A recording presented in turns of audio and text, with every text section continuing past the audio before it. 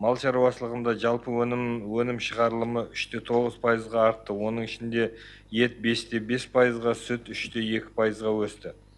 Мал шаруашылығы өнімдерінің өндірісінің өсуі мал шаруашылығындағы бағдарламалардың сәтті іске асырылуына байланысты болды. Ағымдағы жылдың 10 айында 78-де 9 мың бас ірі қара мал сатып алуға 806 шаруашылыққа кредит берілді. Өткен жылдың осындай кезеңінде 39-да 1 мың бас сатып алуға 412 шаруашылыққа кредит берілген болатын.